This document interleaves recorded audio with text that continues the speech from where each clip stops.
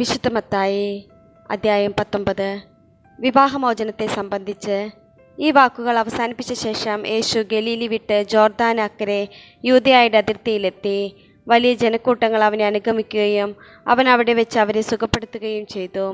ഫരിസേയർ അടുത്തു ചെന്ന് അവനെ പരീക്ഷിച്ചുകൊണ്ട് ചോദിച്ചു, ഏതെങ്കിലും കാരണത്താൽ ഒരുവൻ ഭാര്യയെ ഉപേക്ഷിക്കുന്നത് നിയമാനുസൃതമാണോ? അവൻ മറുപടി പറഞ്ഞു, സൃഷ്ടാവ് ആദ്യം മുതലേ അവരെ പുരുഷനും സ്ത്രീയുമായി സൃഷ്ടിച്ചുവെന്നും ഇക്കാരണത്താൽ പുരുഷൻ പിതാവിനെയും മാതാവിനെയും വിട്ട് ഭാര്യയോട് ചേർന്നിരിക്കും, അവർ ഇരുവരും ഏക ശരീരമായി തീരും എന്നും അവിടുന്ന് അരുളി ചെയ്തിട്ടുണ്ടെന്നും നിങ്ങൾ വായിച്ചിട്ടില്ലേ? തന്മൂലം പിന്നീട് ഒരിക്കലും അവർ രണ്ടല്ല, ഒറ്റ ശരീരമായിരിക്കും. ആകയാൽ ദൈവം യോജിപ്പിച്ചത് മനുഷ്യൻ വേർപെടുത്താതിരിക്കട്ടെ. അവർ അവനോട് ചോദിച്ചു, അങ്ങനെയെങ്കിൽ ഉപേക്ഷാപത്രം നൽകി ഭാര്യ ഉപേക്ഷിക്കാമെന്ന് മോശ വിധിച്ചത് എന്തുകൊണ്ട്? അവൻ പറഞ്ഞു, നിങ്ങളുടെ ഹൃദയകാഠിന്യം നിമിത്തമാണ് ഭാര്യ ഉപേക്ഷിക്കാൻ മോശ നിങ്ങൾക്ക് അനുമതി നൽകിയത്. ആദ്യം മുതലേ അങ്ങനെ ആയിരുന്നില്ല. എന്നാൽ ഞാൻ നിങ്ങളോട് പറയുന്നു, പരസംഗം മൂലമല്ലാതെ മറ്റേതെങ്കിലും കാരണത്താൽ ഭാര്യയെ ഉപേക്ഷിച്ച് മറ്റൊരുവളെ വിവാഹം ചെയ്യുന്നവൻ വ്യഭിചാരം ചെയ്യുന്നു. ശിഷ്യന്മാർ അവനോട് പറഞ്ഞു, ഭാര്യ ഭർത്തൃബന്ധം ഇത്തരത്തിലുള്ളതെങ്കിൽ വിവാഹം ചെയ്യാതിരിക്കുന്നതാണല്ലോ ഭേദം. അവൻ പറഞ്ഞു, കൃപ ലഭിച്ചവരല്ലാതെ മറ്റാരും ഈ ഉപദേശം ഗ്രഹിക്കുന്നില്ല. എന്തെന്നാൽ ഷണ്ഡരായി ജനിക്കുന്നവരുണ്ട്, മനുഷ്യരാൽ ഷണ്ഡരാക്കപ്പെടുന്നവരുമുണ്ട്, സ്വർഗരാജ്യത്തെ പ്രതി തങ്ങളെ തന്നെ ഷണ്ഡരാക്കുന്നവരുണ്ട്. ഗ്രഹിക്കാൻ കഴിവുള്ളവൻ ഗ്രഹിക്കട്ടെ. ശിശുക്കളെ അനുഗ്രഹിക്കുന്നു. യേശു കൈകൾ വെച്ച് പ്രാർത്ഥിക്കുന്നതിനു വേണ്ടി ചിലർ ശിശുക്കളെ അവൻ്റെ അടുത്ത് കൊണ്ടുവന്നു. ശിഷ്യന്മാർ അവരെ ശകാരിച്ചു. എന്നാൽ അവൻ പറഞ്ഞു, ശിശുക്കളെ എൻ്റെ അടുത്ത് വരാൻ അനുവദിക്കുവേൻ, അവരെ തടയരുത്. എന്തെന്നാൽ സ്വർഗരാജ്യം അവരെ പോലെയുള്ളവരുടേതാണ്. അവൻ അവരുടെ മേൽ കൈകൾ വെച്ച ശേഷം അവിടെ നിന്ന് പോയി. ധനികനായ യുവാവ് ഒരാൾ അവനെ സമീപിച്ച് ചോദിച്ചു, ഗുരു, നിത്യജീവൻ പ്രാപിക്കാൻ ഞാൻ എന്ത് നന്മയാണ് പ്രവർത്തിക്കേണ്ടത്? അവൻ പറഞ്ഞു, നന്മയെപ്പറ്റി നീ എന്നോട് ചോദിക്കുന്നത് എന്തിന്? നല്ലവൻ ഒരുവൻ മാത്രം.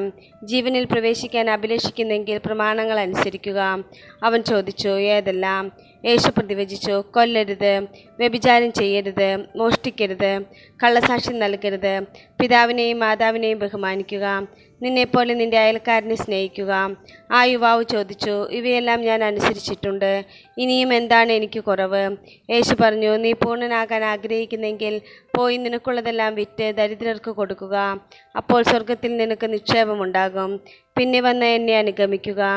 ഈ വചനം കേട്ട ആ യുവാവ് സങ്കടത്തോടെ തിരിച്ചുപോയി. അവന് വളരെയേറെ സമ്പത്തുണ്ടായിരുന്നു.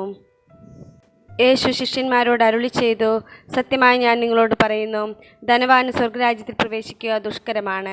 വീണ്ടും ഞാൻ നിങ്ങളോട് പറയുന്നു, ധനവാൻ സ്വർഗരാജ്യത്തിൽ പ്രവേശിക്കുന്നതിനേക്കാൾ എളുപ്പം ഒട്ടകം സൂചിക്കുഴയിലൂടെ കടക്കുന്നതാണ്.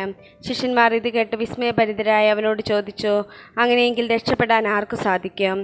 യേശു അവരെ നോക്കി പറഞ്ഞു, മനുഷ്യർക്ക് ഇത് അസാധ്യമാണ്, എന്നാൽ ദൈവത്തിന് എല്ലാം സാധ്യമാണ്. അപ്പോൾ പത്രോസ് പറഞ്ഞു, ഇതാ ഞങ്ങളെല്ലാം ഉപേക്ഷിച്ച് നിന്നെ അനുഗമിച്ചിരിക്കുന്നു, ഞങ്ങൾക്ക് എന്താണ് ലഭിക്കുക? യേശു അവരോട് പറഞ്ഞു, സത്യമായി ഞാൻ നിങ്ങളോട് പറയുന്നു, പുനർജീവിതത്തിൽ മനുഷ്യപുത്രൻ തൻ്റെ മഹത്വത്തിൻ്റെ സിംഹാസനത്തിൽ ഉപവിഷ്ടനാകുമ്പോൾ എന്നെ അനുഗമിച്ച നിങ്ങൾ ഇസ്രായേലിൻ്റെ 12 ഗോത്രങ്ങളെ വിധിച്ചുകൊണ്ട് 12 സിംഹാസനങ്ങളിൽ ഇരിക്കും.